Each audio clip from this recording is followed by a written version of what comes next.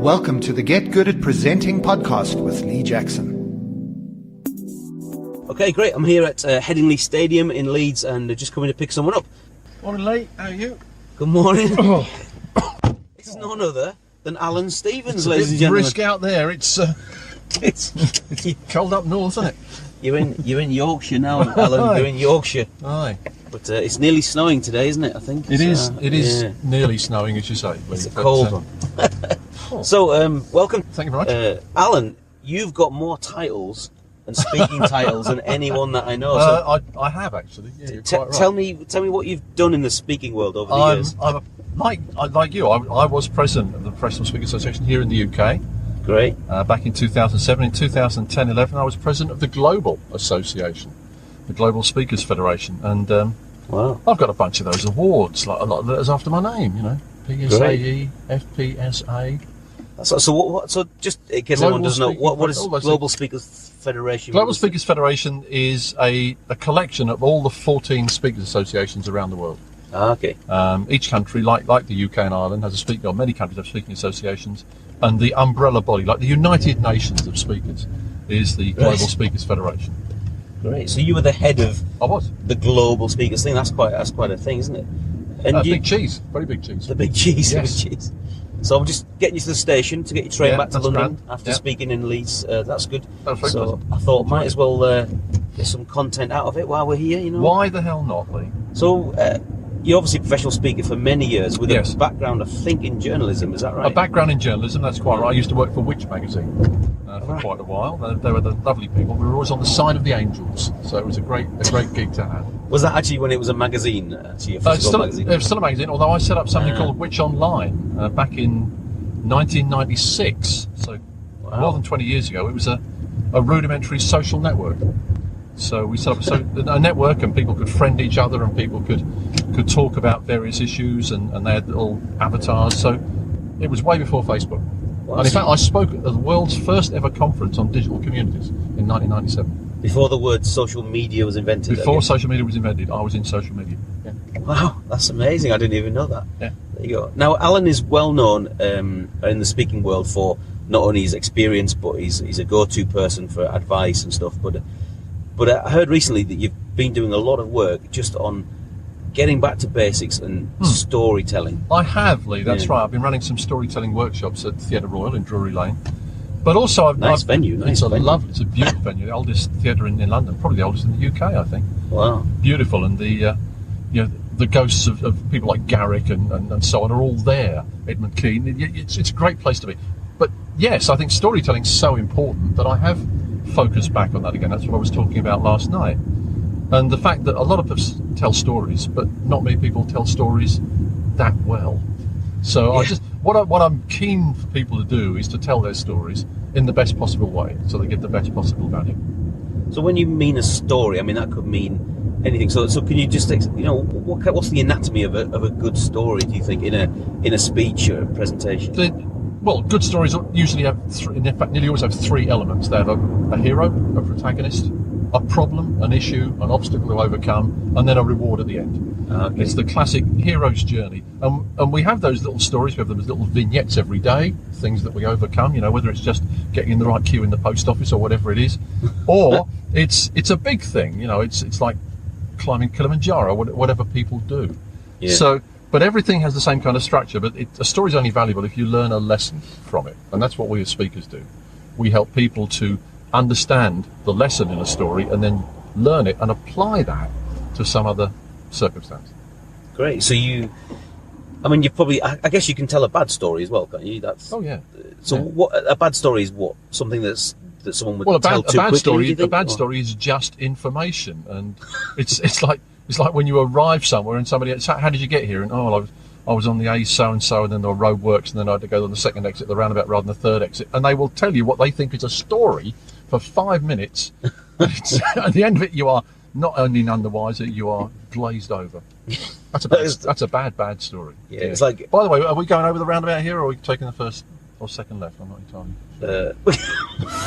Well, what I'll do is that this road's blocked, so we'll take the left. Yeah, well, let's do that. Yeah. Let's not go into that story Okay, now. right. Yeah, you're in the dizzy heights of Burley in Leeds now. Yeah, I've just been assigned to the Emmerdale. Emmerdale Studio Experience. This is rather exciting. It is.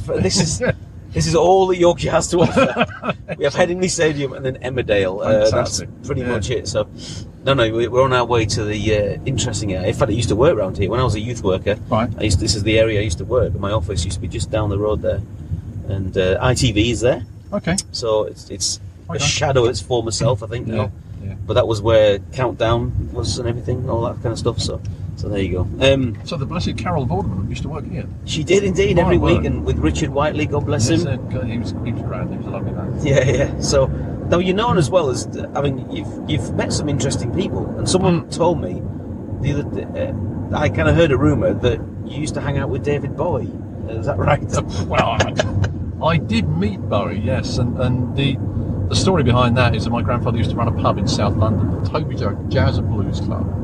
Was out the back, and I used to serve the drinks. And the first night that Bowie ever played Ziggy Stardust in public in full was at our pub in January '72. So I served him drinks. And the cool thing about that was all of the band, that is Woody Woodmansey, Trevor Boulder, Mick Ronson, drank triple Jack Daniels, rock and roll drinks. Triple Jack Daniels. Gosh. Bowie had a brown ale. Oh, did he? Yeah, he said I'm not into the spirits. I'll just have a brown ale. Did he have northern roots by any chance? I don't think he did. No. All right. No, he was from London. But he just. And the other thing was they all had the glam rock stuff on. Yeah. But he didn't. He was in army combats because his stuff hadn't arrived. And these were three working class blokes from Hull. You will remember. The Spiders from Mars. They weren't into the glam rock. They were hugely embarrassed. And he was loving it. He was just loving it. No, very good. So again, that's just a story. So one of the things, I guess, when people are starting out in the speaking industry, they can have a tendency to maybe, how can I put it, borrow people's stories. Yes. I never met Bowie, so I would never use that story. No. I guess in a conversation, I might say a friend of mine met him. Yeah. But on stage, how do you actually get your own stories?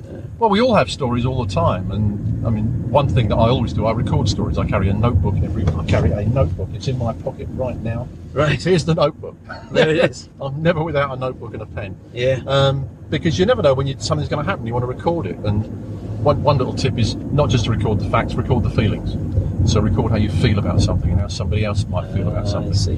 But if you collect stories all the time, you've always got stories you can use.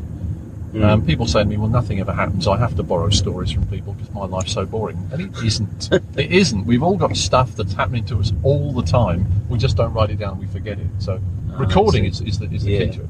I think for me, one of the things that I do is it needs to be, I deliberately take time out away from looking at my phone to actually just watching people. Absolutely. In stations or stuff like that. And you see things happening, don't you? Well, you do. And my watchword for that is look up. Right.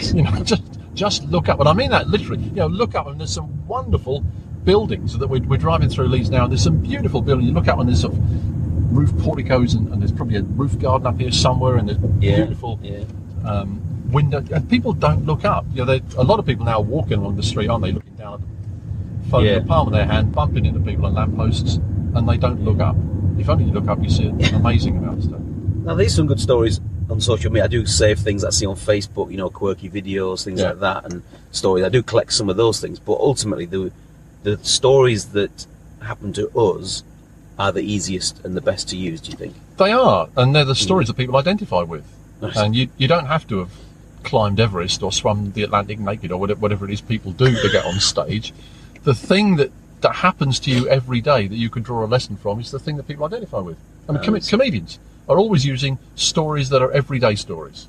Yeah. It's like cleaning out the garage or going to the car wash or whatever it is, and that becomes more engaging because people identify with it. They understand what's going on. So one of my favourite comedians is, as you know, I'm a big fan of comedy. Yeah. Is Rod Gilbert. Oh yes. And Rod Gilbert did a whole 2.5-hour show on his washing machine breaking down. That's exactly the point. He's got a very long story about a toothbrush as well. Is that right? Yeah. And that's what makes it engaging. That's what makes it entertaining. Yeah. It's because he's not just telling facts about it. He's ranting about things, and he's comparing things that you think, well, that didn't match. Oh yes, of course, that's like that, isn't it? And all of a sudden, you laugh at it because it's unexpected, but you also laugh because you recognise yourself in it. Yeah, and obviously it still shocks me to say this, the late Victoria Wood. Yes. I'm shocked that she's passed away. Yeah. I was a big Victoria Wood fan, and I loved her kind of comedy was always based in the most down to earth, wasn't it? It was. And so the Dinner Ladies is one of my favourite programmes. It's wonderful, absolutely wonderful. Beautifully written, isn't it? Remember, she used to do a wonderful riff about a cosmetics demonstrator in a store. Right. The wonderful world of Sacherel. and she just had that she just took it back. You've got to exaggerate things slightly. She exaggerated the nasal tone a little bit. But the way that she became increasingly frustrated that nobody wanted to come into the store for a makeover was comedy gold, absolute comedy gold. Yeah, that's right. And I think the other thing that I noticed from her, and that helps me when I tell stories, is that I call it Victoria Woodisms. So she was very specific. So if she was talking about eating chocolate, she would never say a chocolate bar. She would name the brand. Exactly that. So she would say, a Mars bar, and you'd right, a Mars bar. She never was generic, because I think generic things they don't help us land the stories, do they? No, that's right. And the trick is not to give every detail about everything, but to be very, very specific about some small things. That's what works. And I mean, people who are giving great detail about everything. I was going out last Tuesday. No, hang on, it wasn't Tuesday. It was Wednesday, because I had to take the car in for a checkup. No, or was that? No, it might have been Thursday afternoon. And all of a sudden you realise that's of no interest. But if they got into detail about something specific that had happened, and you think, oh yeah, I know what's happening there. So it's a balance between fine detail and generality. Great, excellent. So you've been a member of the PSA since many, many, many years. Since the Stone Age. Since the Stone Age, yes. So the PSA, Professional Speaking Association. Those who don't know it, what would you say to someone? Should they join it if they want to be a speaker? Just if you want to be a professional speaker, I mean, it is a body for professionals, as you know, people who get paid to speak, and that's what we do. We used to be called, I think, experts who are paid to speak, or something like that. We now speak more and speak better, which is exactly what we do. If you're interested in the business of speaking, I think yes, the Professional Speaking Association is for you. I liken it to the Law Society for lawyers or the BMA for doctors. It's about being with professionals and learning from professionals. It's a professional network. It's a professional body. Has accreditation, as you know, as well. Yeah. And I think if you're serious about being a professional, then absolutely it's the place you should be. So it sounds very serious. You're saying it's all very serious. It's far from serious, as you know. Seriousness is not included. Well, it is sometimes. Yeah, let's be honest, it is sometimes. But the thing is, I mean, speaking itself has got to be entertaining. We've got to entertain as well as enlighten. If we're just being dead serious, no one's going to book us to speak. If we're telling gags all the time, we've got to go into stand-up comedy. What we do is between the two. Yeah. So you're engaging and entertaining in order to inform. Yeah. So I've got lots of friends who are stand-up comedians and stuff, and I like to hang out with them. I like to learn from them, and I watch a lot of comedy, as you know. But I'm very aware that I'm a speaker. I don't have the tension that a comedian has. So I don't need to go for a laugh every 20 seconds.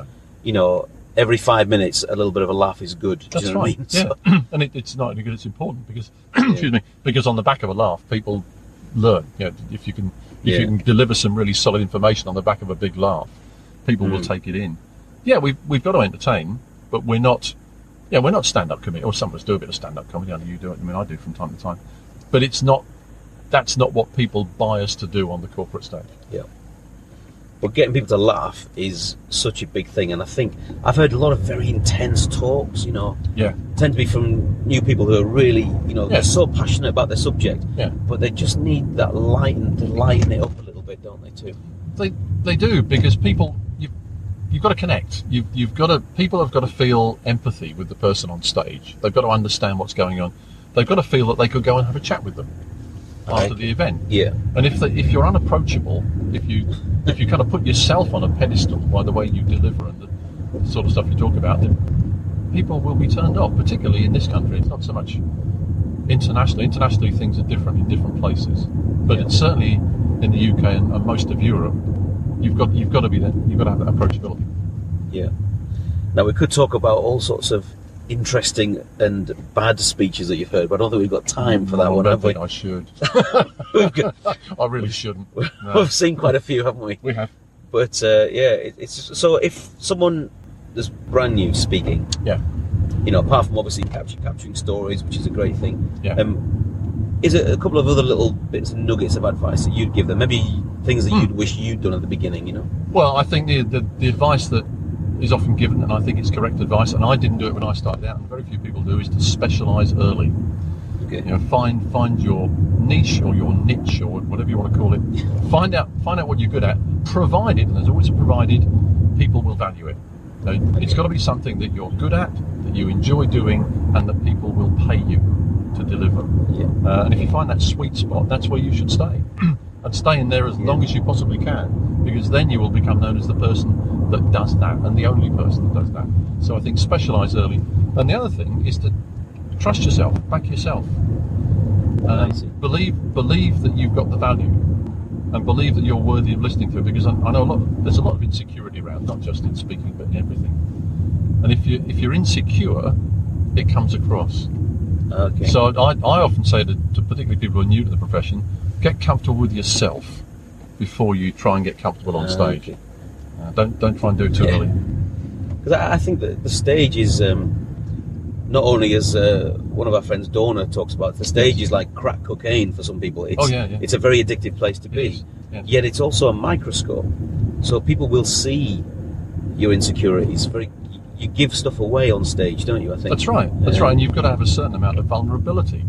Yeah. Because as I say, coming back to the thing about being approachable and being somebody that you think somebody could talk to, you've got to have that going on as well. Yeah. But it's a great profession, I have to say. I've loved it for years. I know you love it as well. And if you can do it, you should. It's gone dark. Yeah, we've got a dark tunnel, Alan. We're just very near Leeds Station. That's not a visual metaphor by any means, is it? We're talking about that. No, that's right. But we are just coming out of a dark tunnel. Oh, that's everybody. better. We're back into the light. That's right. There we go. Tell people, where can they sort of find you online and stuff like that? Well, I'm known as the Media Coach, so you can find me as Media Coach on Twitter, as Media Coach on Facebook, and unsurprisingly at mediacoach.co.uk. It's almost like you planned that, isn't it? It's almost like it's a brand, isn't it? Yes, that's fantastic. I also have a newsletter that I keep people informed about, which some people occasionally drop off a subscription, don't they, Lee? But you'll be back on soon. Accidentally, yes. My bad. And I've got thousands of people that get that every Friday morning for 14 years. So it's free. It will always be free. So if people are interested in that, just go to my website, mediacoach.co.uk, and you click to sign up. Great. I will interview you about that another time, because that's another hour's about that, I reckon, isn't it? Yeah. So it's fantastic. So we're just coming around the corner now. It's all very exciting. We'll get you back to London, Alan. Well, no, it's been nice in Leeds. I do like it. Nice. I've been live in Leeds. Literally live in Leeds. Right, yeah. That's it. Yeah. So thank you. This is Alan Stevens, the Media Coach, and I'm Lee Jackson. And I'm Lee Jackson. And see you next time.